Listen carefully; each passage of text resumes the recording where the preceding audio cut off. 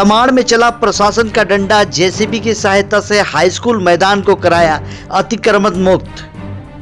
इस वक्त मैं हाई स्कूल मैदान तमाड़ में मौजूद हूँ। आप कुछ दिनों पहले यहाँ पे देखे होंगे कि यहाँ पे बाड़ लगाया गया था, वो कटीले तार से इस पूरे मैदान को घेरा गया था।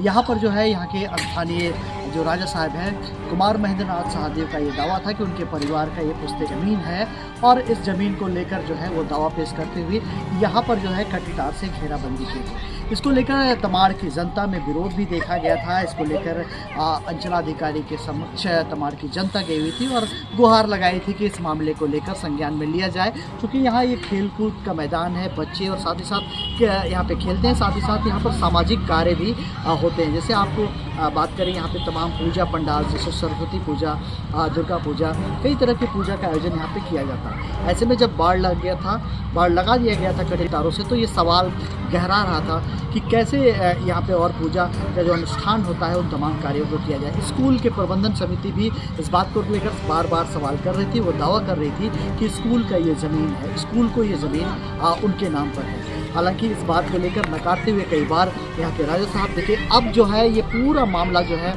माननीय न्यायालय के सामने मौजूद था और ये एसडीओ कोर्ट के द्वारा, अनुमंडल पदाधिकारी के द्वारा कई डेट्स देखने के बाद, तमाम चीज़ों को गहराई से समझने के बाद, तमाम जो कागजातों को खंगालने के बाद, दस्तावेजों को खंगालने के बाद अब स्थिति ये है कि अनुमंडल पदाधिकारी बुंडू किशोर कुमार बेसरा के द्वारा एक आदेश पारित किया गया है कि इस ज़मीन पे जो कटीले तार के जो तार लगाए गए थे और एक तरह से अतिक्रमण कह सकते हैं आप, अतिक्रमण किया गया था, उस अतिक्रमण से मुक्त कराने की बात और ये मैदान को पूरी तरह से स्कूल को सपोर्ट करने की बात कही गई थी। आज यहाँ के अंचलाधिकारी और साथ ही साथ यहाँ के तमाड़ थाना प्रभारी के नेतृत्व में एक तरह से कहें उनके अगुवाई में जो है आज ये पूरे मैदान को एक तरह से सफाई किया गया है, एक यहाँ से अतिक्रमण को हटाया गया। अब तस्वीरों में देख सकते हैं कि आप यहाँ पे देखिए, अभी भी जैसे ही मैदान ये खाली हुआ, यहाँ पे खेलने कूदने वाले बच्चे भी यहाँ पे मौजूद हैं और कुछ दिनों पहले यहाँ पर आप देखते तो यहाँ पर पूरा कटीदार था।